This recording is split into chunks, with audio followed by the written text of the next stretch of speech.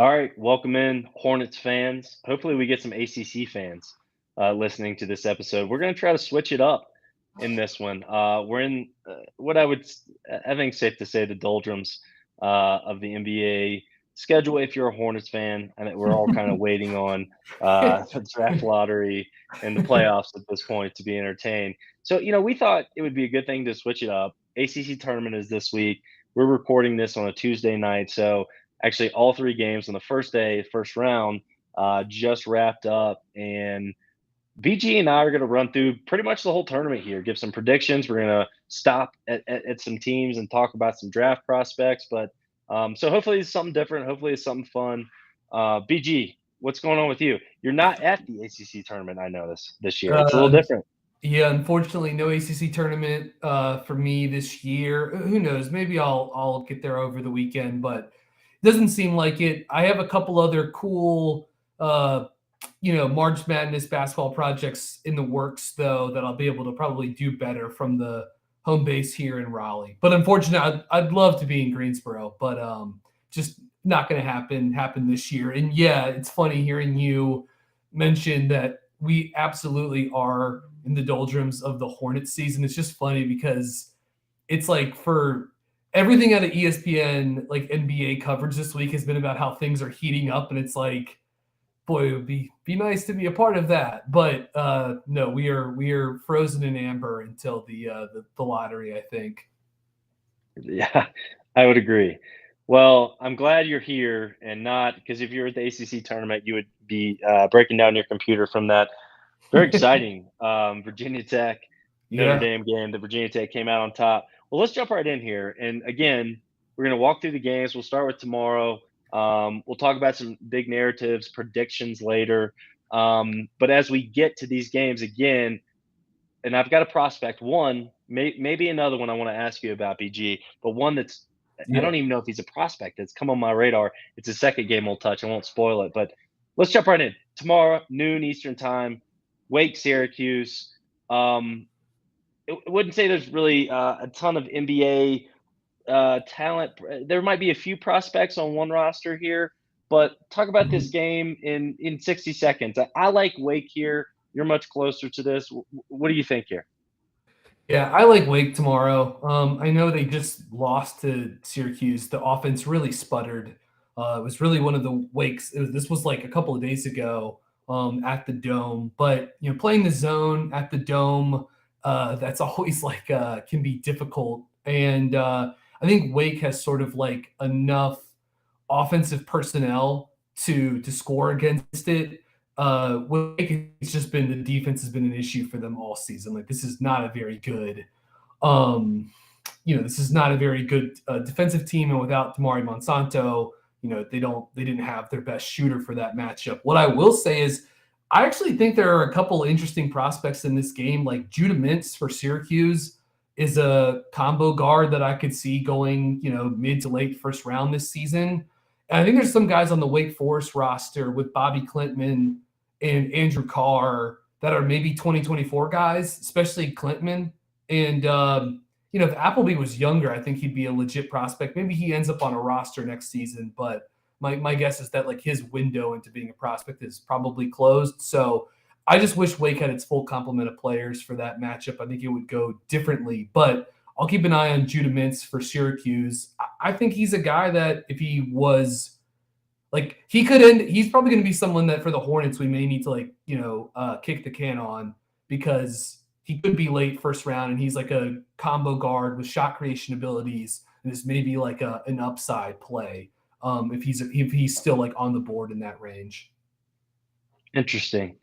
So, what's the deal with Monsanto? Is he? What is his status right now? He's not out for the season, is he?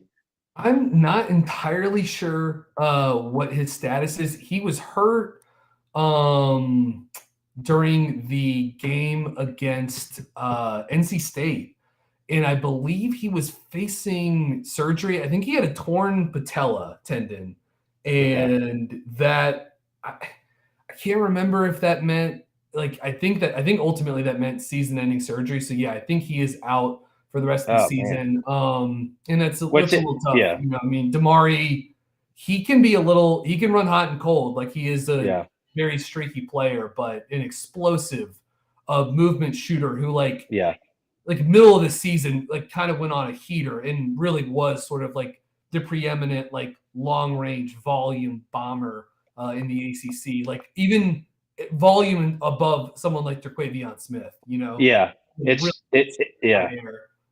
It's wild. The Virginia game at Wake this year, he played really well. He shot Wake back into that game.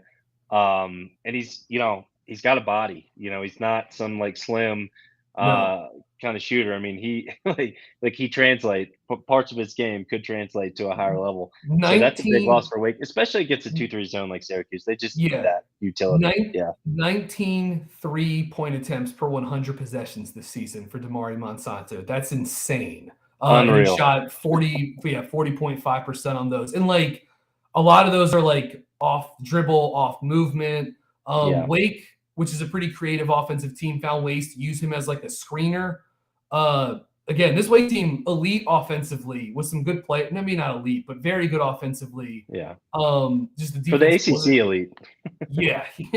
But like they were like up until like a week or so ago, like top 20, top 25 nationally in adjusted efficiency. I think they've slid back a little bit since then, but they were probably missing like an extra ball handler on the roster this year. Jao Ituka got hurt early in the season, and so Tyree Appleby had to play basically 38, 40 minutes per game in conference play, and he was awesome, but they just could have used a little bit more creation, and ultimately, though, the defense was this team's downfall. No doubt. All right, well, let's move on, and I want to ask you about a player here because he's recently come onto my radar. He's very under the radar, BG. I think one of the hottest players in the ACC. Georgia Tech Pitt tomorrow. It is sorry, I'm looking at this at Mountain Time, so it's the 2:30 game. Pitt's a 7-point favorite here. I think that's a little much. That's just my opinion. Georgia Tech's kind of hot. Talk to me about Miles Kelly. Yeah, he's a real prospect. He is, no question, Yeah. man. That guy shooting like 50% from three over like 6 games or something. Yeah, and I got into Kelly probably like early this season, where it was like he struck me as like he's kind of an interesting fit in Georgia Tech's offense, which is like they run a lot of like Princeton offense, like they run a lot of stuff through the high post. And so you would think a guy like Kelly might sort of more prefer like, spread pick and roll, that type of stuff. But it did seem like in those Princeton sets, it allowed him to be like, there's some cool stuff he does away from the basketball that I really like. Yeah. His Maybe ability it to talks shoot to his off, IQ playing in that offense. and his ability to shoot off of movement, especially like his ability to shoot off of handoffs, split action, pin downs. He plays kind of like, he is taller and longer than Terquavion Smith, but for me, I kind of thought he was like the closest facsimile to Smith in the league this year. It's been very cool to see him be like kind of on a heater as Tech has gotten hot. 4 straight wins to close out the regular, or 3 straight wins to close out the regular season, plus the win over FSU today. But no, Kelly's an explosive shooter with long range. He's probably more of a 2024 guy. I think he's going to have to get stronger. I don't think he's like an explosive sort of downhill driver. He's more of like a 3-point shooter and tough shot maker, but he's got some craft and some guile that allows him to do some stuff off the dribble. And I just think there's like a lot of reasons to buy the shot long term. Like he shot a great number on high volume this season. He's a good free throw shooter. He just doesn't get to the line much. So he doesn't do much in terms of like shot creation. Like it's just all very limited there. So that'll be like the next thing to watch. But like he is, because of his size and the shot and his ability to shoot off of movement. Yes, he is certainly someone to watch in terms of like guys that'll be coming back most likely. Someone to keep an eye on, I think, for 2024. I think he has the chance to be probably one of the better returning players in college basketball. Yeah. I've been really excited. I've seen a little bit of him. Again, he kind of came on my radar late in the season, but he is on a heater right now, and you kind of nailed it. His size is NBA size. He needs to put on strength, yes, and he needs to develop some kind of ball skills. but his ability to shoot off the catch, like you said, tough shots, similar to Traquavion, like there's something here. There's something here. So a guy that I'm monitoring, and I'm going to go ahead and say it, BG. I got Georgia Tech in this game. I think they're beating Pitt tomorrow. What do you think about that? People, I don't dislike. I would take Pitt, but like what I will say about Tech is like they are, especially when Kelly's playing like this and he can sort of like lift up the offense. Tech is, and they're really tough in a tournament setting because of this. They're the ultimate screwball defense in the ACC. Like Totally. The Josh Pastner. It is. I mean, they change they're gonna muck it up. Yep. They play a lot of zone defense. I've seen them use triangle and 2 this season. I've seen them use a lot of matchup. They will change defensive coverages possession by possession. They'll change defensive coverages in the middle of the possession, like you were sort of talking about some of these matchup looks. They're not that tall, but they're just like long across the board. They other than Davon Smith, everyone in the rotation is like, 6'3" and taller and long. And Smith is obviously like a pretty talented athlete too. And they've got a guy up front, not a prospect, but Javon Franklin has been like he's been underrated, like is like a pogo, like undersized, 5-man, but is a pogo stick. Blocks a lot of shots, gets a lot of steals, and is like one of the nastier dunkers, like low key in the ACC this year. Like Franklin's been really good. I don't think his play got talked about enough because, there's a lot of other good big guys in the league and Tech wasn't very good this season, but Franklin was really, really good and can have a huge impact at the rim. And like, when he's asked to do some stuff in the high post for them when they get into the Princeton sets. So like, and again, just like they're tough to deal with on, I think, these like quick scout efforts, and like Pittsburgh, they play Tech, like they know what to expect, but just like you really don't, because like they want to bring the game into the mud, and they lean into, is more than any team in the ACC and probably more than a lot of teams in college basketball, they lean into the shape-shifting approach to defense and just will try anything. So I would take Pittsburgh, but man, like I've been saying all season, even as Georgia Tech's been like flirting with being outside the top 200 in Ken Palm, I've been like, they're tough. Like they're tough to prepare for and they're hot, right? Yeah. And they're just hot. They're just a team that's hot, and that's hard to deal with in March. I would say for Pitt, like on one hand, I don't like this matchup for them because I do think they like to pound the ball, and they have guys that can pound it. Jamaris Burton, they've got guys that can go get buckets, tough power buckets. Power guards. Yeah, exactly. Can take you down to the post, can make tough shots off the dribble. Like they kind of have the total package in terms of the backcourt, as you said. But again, it only takes Pitt's one of those teams where it's like it's just going to take them one day that they're off, and it kind of feels like anybody can beat them.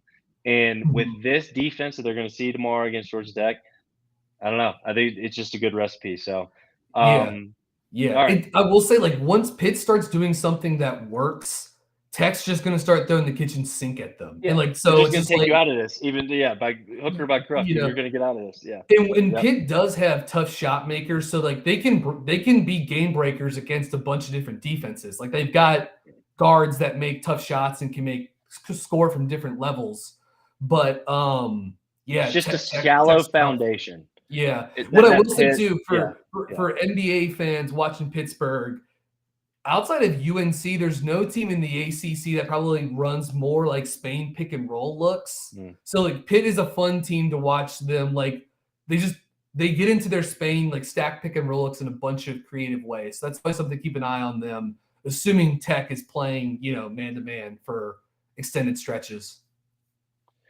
All right, let's zoom through these next two. I know we need to talk about Traquavion in this last game here, but Boston College, North Carolina tomorrow, pretty intriguing. I love Quentin Post going against Baycott. I mean, I think they at least have something to throw at Carolina's front court power. I like Carolina in this game. I think it could be a game, though. BC has, as they usually are, have been very hot and cold this season, but they've got some guards that can score the ball. They've got a big down low that can control the rim at least somewhat. I expect this game to be within 10 with 7 or 8 minutes to go. Yeah, I mean, they played not that long ago, or I guess it was sort of like more in the meat of conference play, and it was a pretty close game throughout. You know, UNC ultimately prevailed. You brought up the right name, which is is Quentin Post. And the way I think about Boston College and is that they have the makeup of the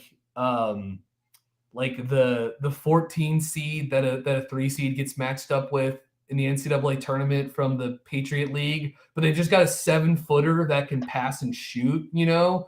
And so that just creates matchup problems. Like all season long, Post, he's shooting 44% on threes and he can pass. And they run a ton of stuff with him through the high post.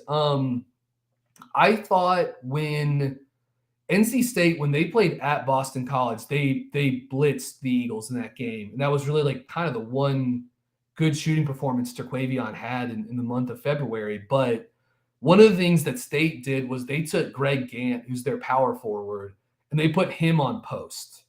And then they could switch those actions or had like more foot speed to guard those actions. I don't remember what UNC did during the first matchup with Boston College, but like maybe you toggle things and try to let Pete Nance handle more of that, you know? But it's tough because like UNC's base defense is, you know, it's no middle. They're going to ice screens on the side and they want to drop Baycott on middle ball screens.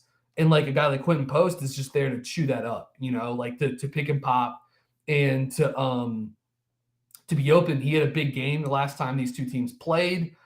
I do think the other guy for Boston College back, like getting DeMar Langford back is like, you know, DeMar's had a tough season. He's dealt with injuries, but Langford is like one of the sort of like better wing athletes and shot creators on this roster. So like he gives them a little bit more variety.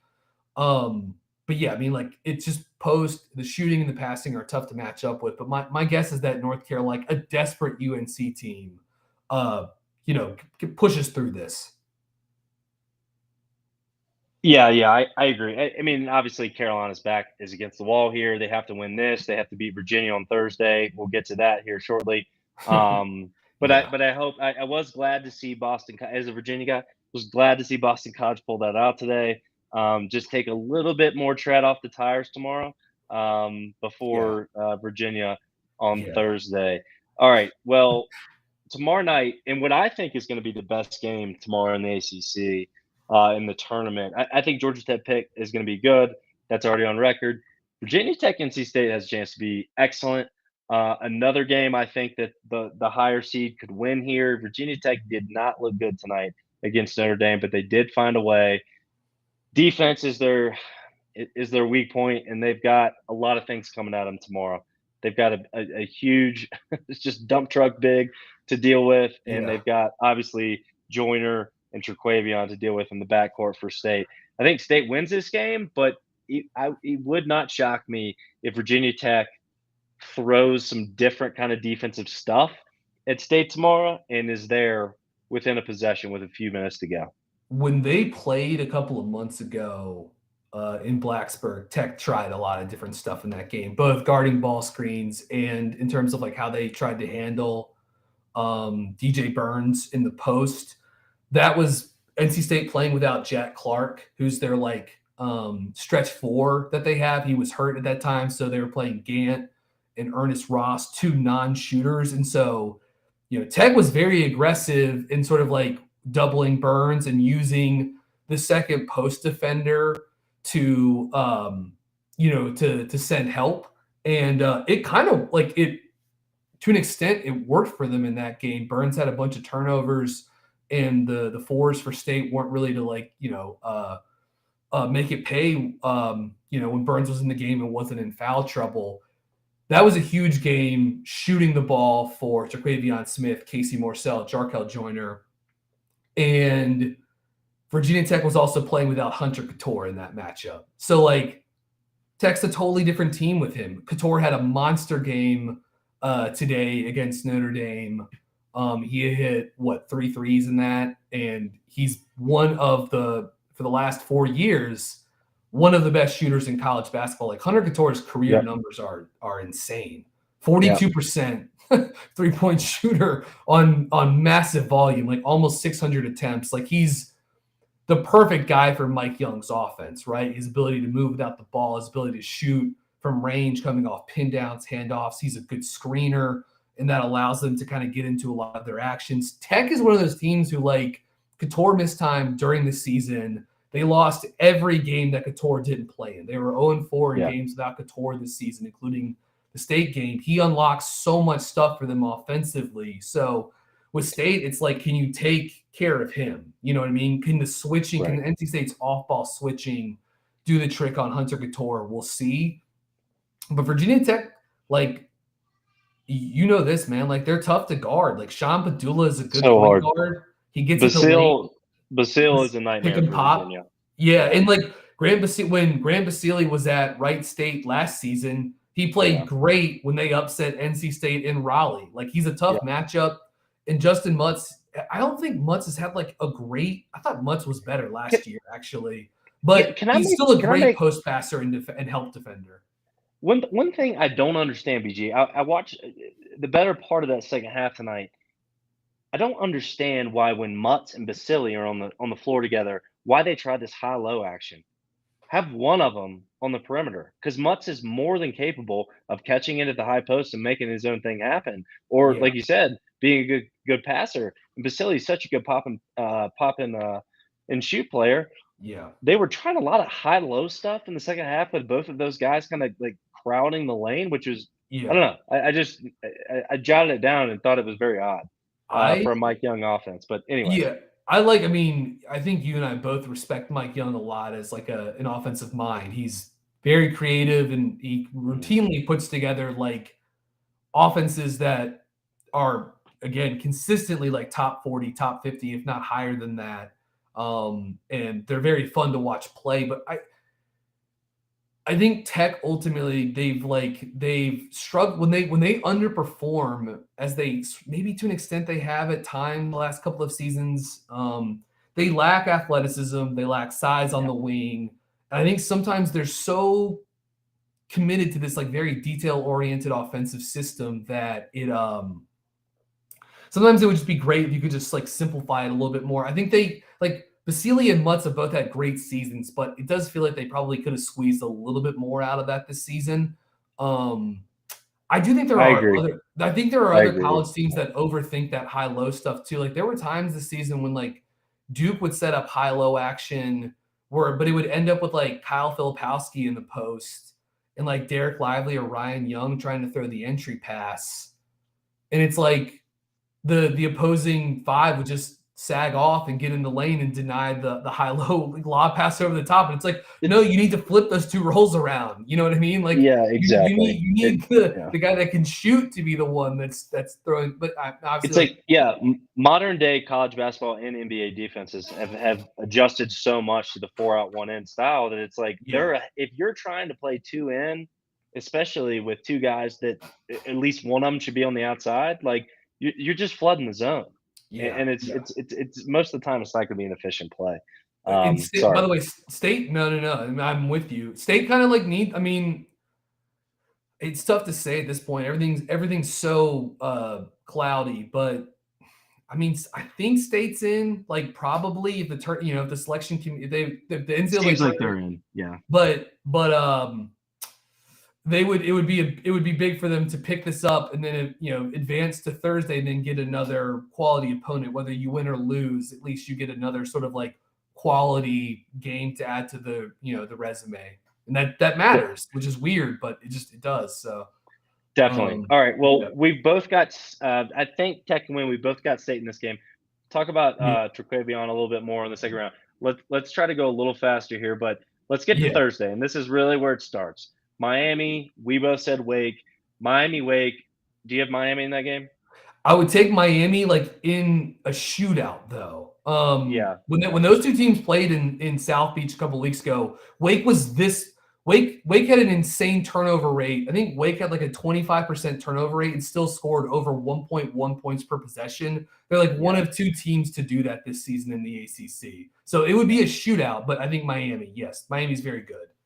And I'll just stop here to say Miami, I think, is the best starting five in the league. I think they're number one seed for a reason. Pack, Wong, Jordan Miller, and remind me of the big Amir. I'm just gonna say it now. They're a Sweet 16. I don't care what region they're in. They're gonna be in my Sweet 16. I think they're the best team in the ACC. I don't necessarily think they're gonna win the ACC tournament, but I do think they're the best overall team in the ACC. So I have Miami here too. They're really good. I wish they had like one more front court guy that could really help. Like when Amir sits, they really struggle. Like the on-off numbers with him this season are pretty jarring. But that backcourt, Pack and Isaiah Wong, they're both NBA players probably. Poplar's a very nice athlete at the three. Jordan Miller is like just an ace.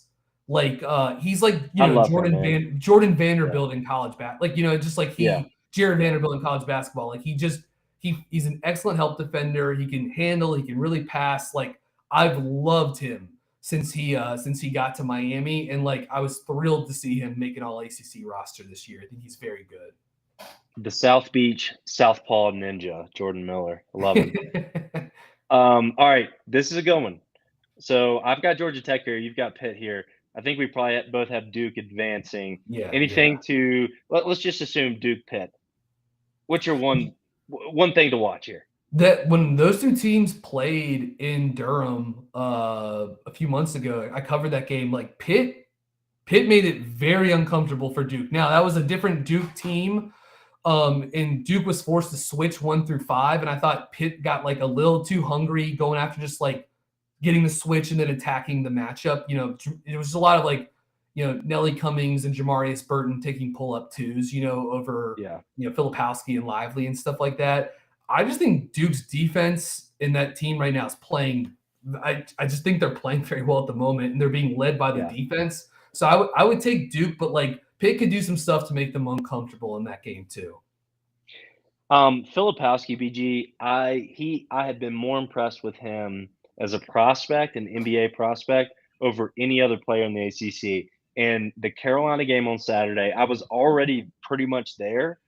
But I could not believe how physical he was in that game. That blew me away. Yeah, that took me back. He is very skilled.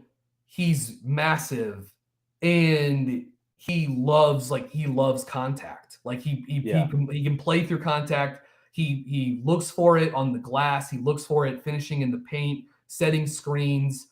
And I'll say this: he's gotten very, very like solid late in the season at when Duke is like looking to bail out a possession, or just like when they're just trying to get the offense going a little bit, they'll clear out a side for Jeremy Roach and Kyle Filipowski, and they'll just run two-man action, like pick and pop, then rescreen into see if you can get the switch. Then Filipowski will post up, if the double team comes. And it is so hard to deal with. Yeah, he's very skilled. He has not shot like a great percentage from 3 this season, but like long term, I buy his shot. He's a great free throw shooter. He's shown the ability to shoot off movement, shoot off the dribble. And they also like do a lot of stuff with him. Like he runs some pick and roll for them. Some of the Paolo Banchero like elbow pick and roll sets from a season ago, they've just recycled them and let Filipowski use them. But yeah, like they're getting incredible production from their 4 from I guess all 5 freshmen, but really especially like Tyrese Proctor's playing great. Dereck Lively's made a jump as a defensive center. Filipowski's been incredible. And Mark Mitchell is just like, is the ultimate, like, do your job. Like he's like Jordan Miller, but with like, probably like way more upside. Like he's just a help defender that does all the right things, moves without the ball offensively. Like the pieces are fitting into place for Duke nicely right now.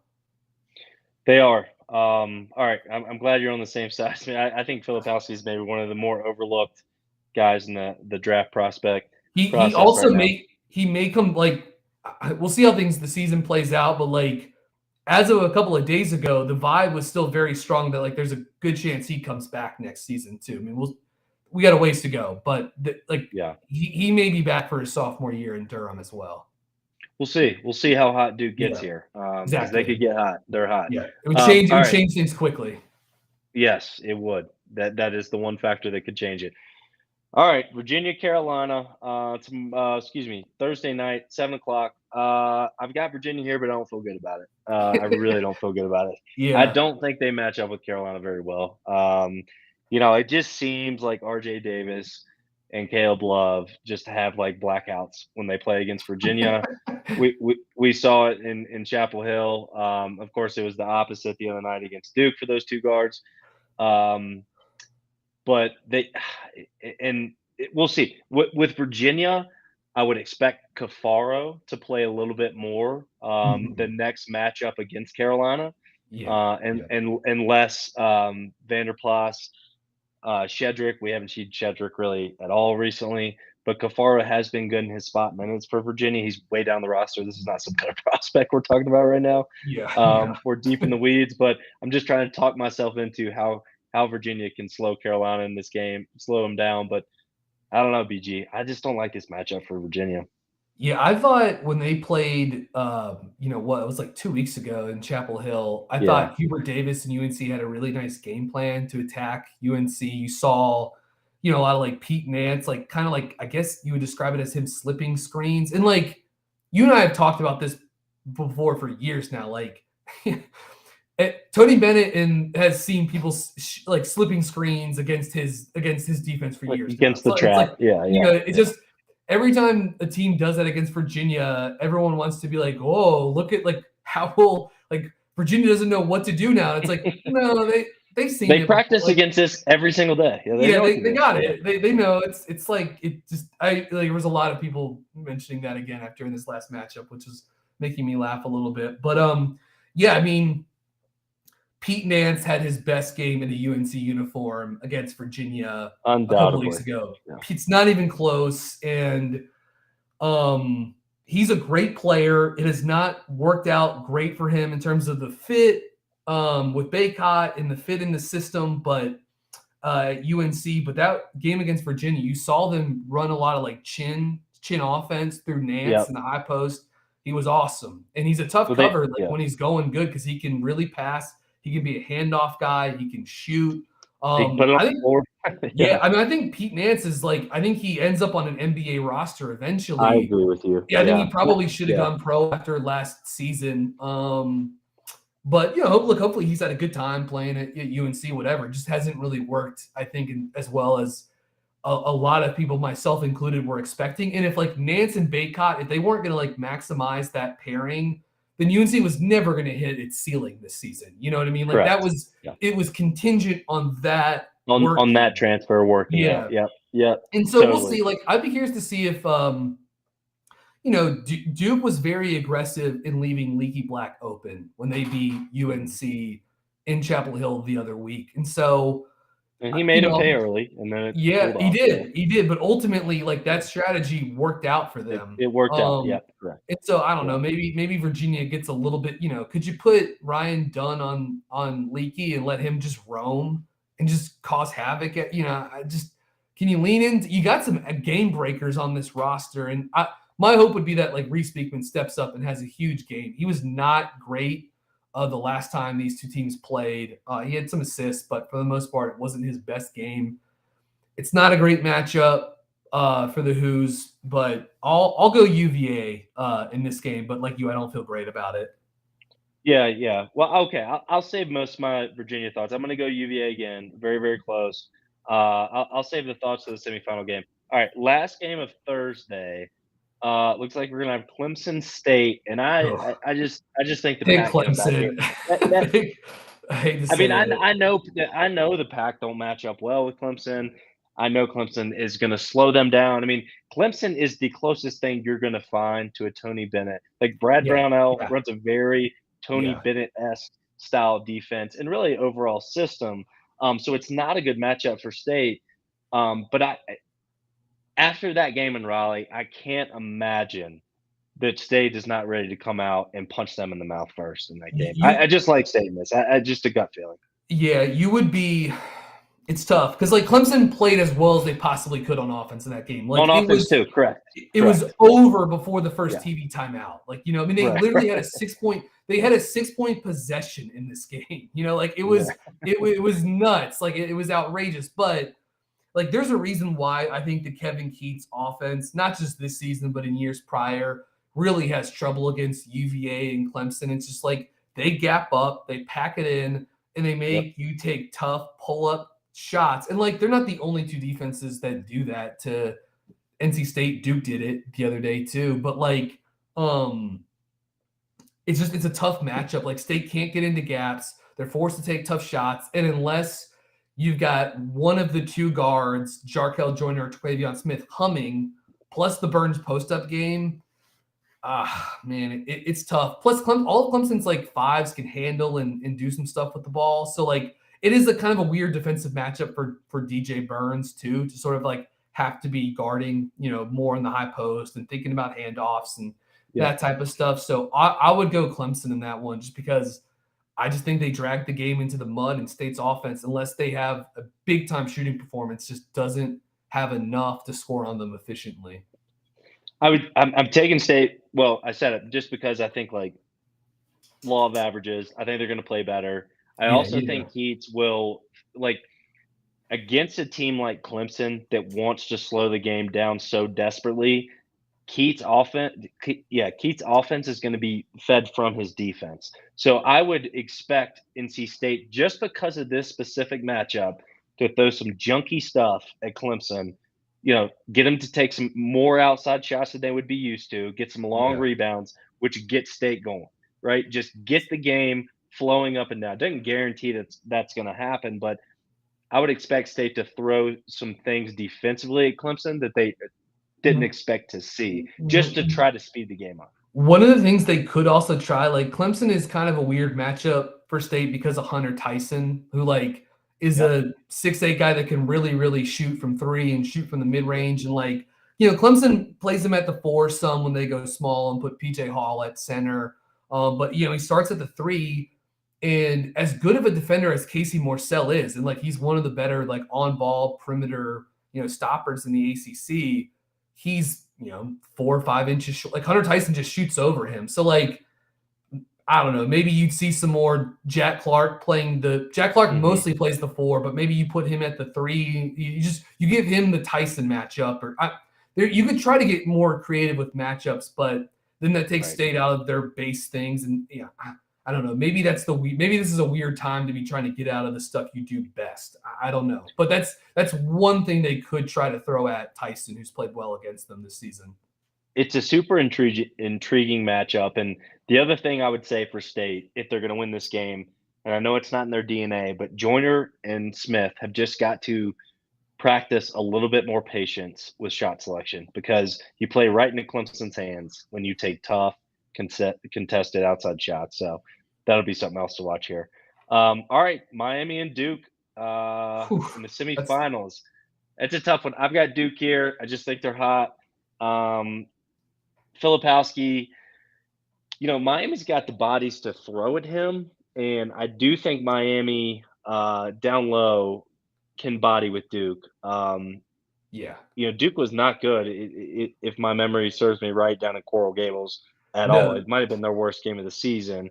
I think a lot of that had to do with, Miami was really good offensively, but boy, defensively, they took Duke out of every single thing they wanted to do. And I think that is a testament to Miami's athleticism and their athleticism, their physicality, and just down low. I know they've got an undersized center, but that guy will move anybody that comes into the paint out of the paint immediately. He's built like a Norchad Amir. He's built and moves like an NFL defensive end. Like he's that kind of like frame and like he's an undersized center, but he's he's strong as hell, and he can really move, and like he's skilled. Like they run a lot of Miami's offense is run through like good passer. They run these like 5-out delay sets, or shuffle into a scissor cut with like Amir, him facilitating as a handoff guy, and he'll fake the handoff and get downhill. Like he's an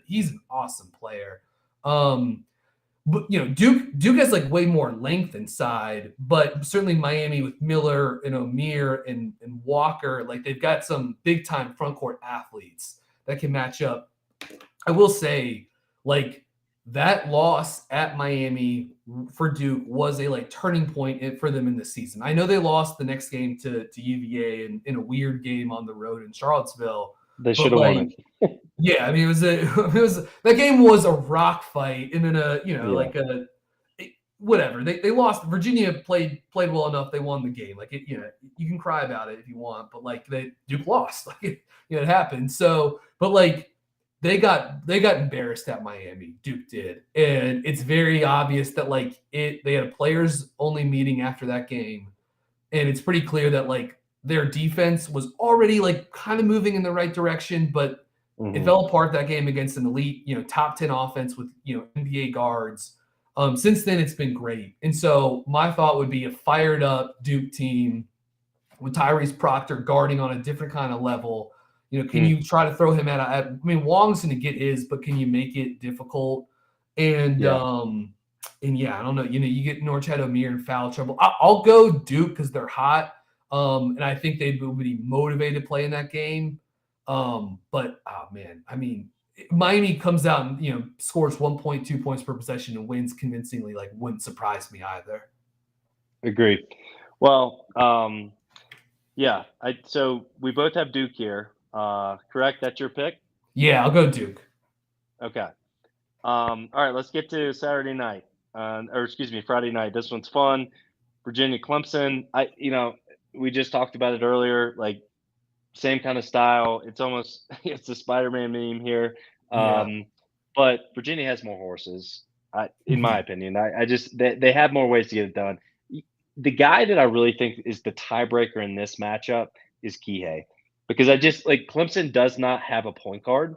They don't have a guy that can break down the defense, and I wouldn't always describe Kihei Clark as a guy that breaks down the defense, but he's a spider monkey, right? Like he kind of goes where he wants to at times, and he's he fast with the ball. he scrambles everything up, and like in a game that's going to be 60 to 56 or something, like he has his three extra assists, his two extra assists are probably going to be the difference.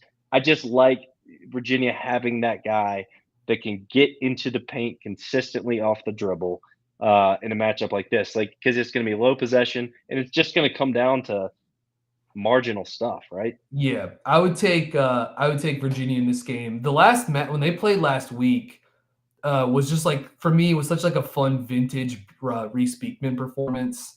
Like he was awesome, and I mean he had 8 assists. And he had I think 6 stocks in that game, including 4 steals. Like and Ryan Dunn did some cool stuff in that game as well. But that was just like it was such a fun for me. Like it's still kind of like leaves you wanting a little bit more maybe usage offensively, but just such a classic like Beekman, menacing defensive performance and giving you some, some playmaking too. Yeah, he's like the Jeremy Chin. If you're a Panthers fan, you have no idea what we're talking about right now. Imagine Jeremy Chin on a basketball court. It's like that's kind of what Reece Beekman is. Like he's not a bad offensive player. It's just a limited one that's becoming a better shooter. In fact, a much better shooter, I would say. But he doesn't get his own shot very often. He's not very aggressive offensively. I don't think he's healthy. BG. You and I've we talked can about guess that for on that, months but now. Yeah, I don't think he's healthy. I don't either. Yeah.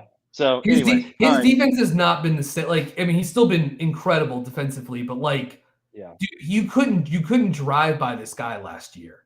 You couldn't get around. It's just like he just hasn't been as good on the ball this year. Like he's still great. He's still one of the best, but like he was Superman last year, and like he was one of the best backcourt defenders in the country last year. Yeah, undeniably. But this one's just been different. Like, off the ball, he's still a menace because his anticipation is crazy. It's elite. His first stat, his burst coming out of that, which is why I say Jeremy Chin is still great. But like his side to side, you can just tell when he's guarding the ball, he's not trusting his body, and that translates to the offensive end as well. Because really, I don't know. Tell me if you think you disagree, but I don't think he's as aggressive, not even close to as much as he was last year. Every like 1 or 2 games though, he will have a drive where he turns the corner and he'll dunk like in the half court, and it always makes me sort of have to take a step back and remember like this guy does have this kind of like he has some nice athleticism mixed in. It's just he can't maybe dial it up maybe quite as much as you might like, but he does sometimes have those like surprise dunks, where Beekman throws it down over someone in traffic. It always like it's a very exciting play. And I would say too, like if you're an NBA person and you're sort of like wondering, if you're looking for a comp offensively for Beekman, like think Alex Caruso, think Gary Payton II. Like he guards point guards, but like and he does a lot of stuff on the ball, but like some of his best stuff comes with his ability to cut, move without the ball, be a half court connector. Like I think like Derek White in the NBA is like the best version of this archetype. You know what I mean? But a guy like a great guard defender that doesn't make mistakes, that checks a bunch of boxes, and then offensively just like contributes by shooting it enough, giving you a little bit of pick and roll creation, and being a connector. Yeah, I totally agree with you. So, I mean, hoping for good health for Beekman because he's going to need it on the next level, but Virginia's going to need it this season, depending on how far they can go. All right, Duke, Virginia, Saturday night. If this is the matchup, I think there's a good chance I'm going to be there, which I'm excited about if we can get there. I'm a realist. Naturally, I'm a realist. I'm taking Duke in this game. Again, I think they're too hot. I think they've got too much synergy offensively. You mentioned Proctor and his defensive progression. Dereck Lively down low, just being a rim protector. We're finally going to arrive, and it can't be a long therapy session because I got to go here shortly. But this would be the game that if Ben Vanderplas could knock down 3 or 4 threes, change the math. Could make Duke start scratching their heads and being like, wait a minute, this is not the same team we just saw on film. And it's in there somewhere. I know it is, but we've not seen it all season. And I think BG and I probably stand on opposite sides of the fence on this one just a little bit. But I'm not sure he brings enough else to the game to justify the minutes he's getting. But damn it, this is the matchup. This is the matchup to where if VVP could come out of his shell and be an offensive force and just give effort defensively and on the glass. He's not great there, but just give effort. I think that'd be enough to get Virginia over the top. But I'm not betting on that. I'm taking Duke in this game. Yeah. I would take Duke as well, but close, right? And I will say too, like I hope we get this matchup. This has become. I know everyone freaks out about Duke UNC, but Duke Virginia is like kind of it's my favorite ACC like rivalry matchup, however you want to describe it. Like I watch these two teams play every game, every season, and so when they get a matchup, it's a treat. Vanderplas played well during the last matchup against Duke. I mean, I don't think he made a 3 in that game, but he did play. He helped them win that game in Charlottesville, and like the thing, like. Vanderplas is obviously he's a divisive player, but it's like, look, he was never the best player on his team in the MAC, so it's like he is probably being asked to getting in. He played with Jason Preston and Mark Sears; those are like great players, but I think he's being asked to do a little bit too much, in part because like Shedrick just they needed more out of Caden Shedrick this season, and I think everybody reasonably could have expected more. And who knows? Maybe he's dealt with a lot of different health stuff throughout his career. So hopefully he's there. But regardless, I think they've had to lean into small ball a lot, probably more than Tony Bennett was expecting this season, and that's tough to throw at Duke right now, just given their front court power. And I think Vanderplas has been like okay. He's probably been asked to do too much. It would be nice also if UVA had one more guy in the front court room that could pass. I mean, Gardner can pass a little bit, but like that could shoot from 3 and pass. Like they just don't have another guy that can kind of do that. A guy that can legitimately guard 5s in a big game like this. Yes. Right. Yes. Because Gardner can't do that, and And I mean, BVP is overtaxed doing that, Yeah. as we've kind of covered. So it's such a huge bummer for Virginia basketball this year that Caden Shedrick has not worked out. Season's not over. No. Bennett has a history of going somewhere you don't think he'll go out of nowhere. Cafaro played a lot the other night for Virginia, and I would not be surprised if he plays a lot in the ACC tournament. Yeah. But yeah, that's the one missing piece. I mean, that and Beekman's health. Yeah, the I health. mean, Yeah, they're for a sure. Final Four team. I think with those. But anyways, we'll see. BG, this was fun. I'm glad we Yeah. did this. Kind of a last second idea, but I thought with the Hornet season and ACC tournament and our regional listening base, this will probably be less listened than other episodes. But whatever. The Yeah, North it's okay. Carolina, South Carolina ACC fans, check it out. Any final thoughts on the tournament? No, just anyone who's going, enjoy the games. It's a lot of fun. It's a great event, and the ACC's had a weird season. By weird I mean I don't think it's been great, but I still think there's, like we were just talking about, these semifinal matchups, and these could potentially be really really good. And when there's an ACC tournament, man, there's just a lot of future ACC guys on the court playing. And like, if you care about that, then this is still good for that. There's still going to be a lot of future NBA guys out there. So enjoy watching the games, and if you do go, yeah, have fun, because it really is a special event. And looking forward to getting more into the draft, doing more draft episodes the next few months, coming up on BuzzBeat with all of you guys. No doubt. Awesome. Good stuff. All right. For BG, I'm Spencer. We will see you guys next.